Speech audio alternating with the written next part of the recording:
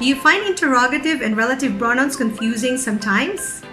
Well, interrogative pronouns are used to ask questions, while relative pronouns introduce a group of words that modifies a noun or completes the meaning of a sentence. Knowing the difference between the two will help you improve your grammar, both written and spoken. Michelle's Learning Meal, where bite-sized lessons and insights are served. Welcome back to your channel, 21st Century Learners. By the way, Miss Michelle here, your Grammar Tour Mentor. Back to Grammar Roadmap, your guide to grammar refinement. If you're new to the channel, consider subscribing so you won't miss out new videos to watch. Now let's dive into the discussion by differentiating between interrogative pronouns and relative pronouns. These types of pronouns such as who, what, whose, whom, and which are looking exactly the same, but their difference is highlighted on how they function.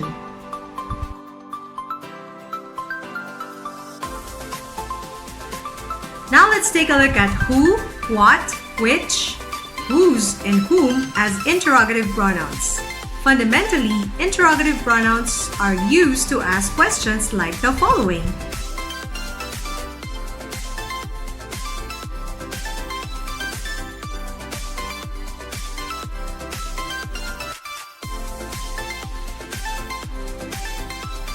Number 1. Who is God to merciless people? What makes you productive in this time of pandemic? Which is the best face mask do you recommend? To whom do you owe your success? And whose are these keys? Meanwhile, relative pronouns are used to introduce a group of words that modifies a noun or completes the meaning of a sentence.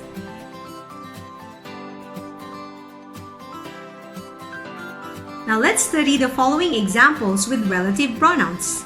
Number 1.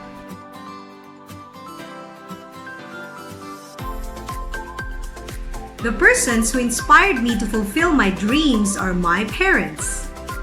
The group of words who inspired me to fulfill my dreams, introduced by the relative pronoun who, modifies the noun persons. Now let's have example number 2.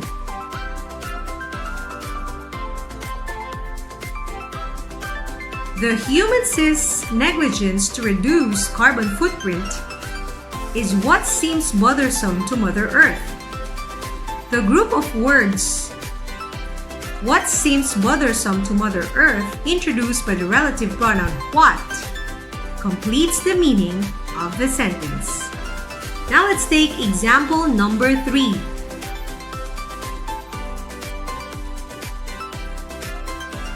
The health protocols which the government required its people to abide by are a lifesaver.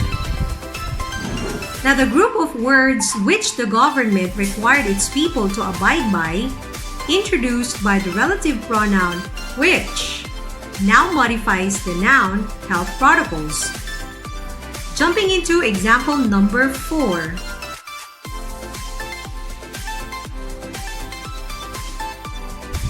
The teacher asked whose was left behind. The group of words whose was left behind, introduced by a relative pronoun whose, completes the meaning of the sentence. Now we come to the fifth and final example.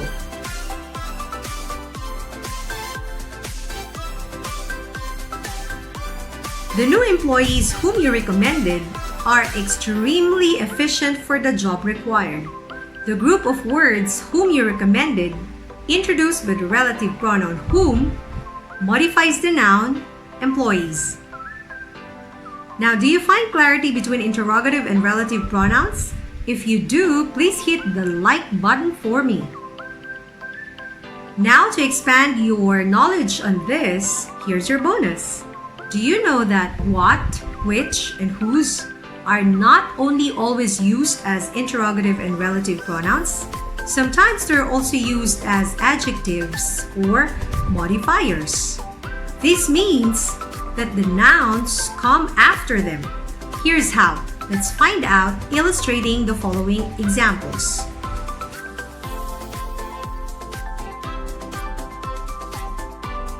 Example number 1. What kind of person are you? Which hobby makes you tick? Whose inspiring ideas are those? Apparently, the nouns kind, hobby, and ideas come after what, which, and whose respectively, which is why they're called adjectives or modifiers. Want for more? Tune in next time here at Grammar Roadmap, your journey to grammar refinement. See ya!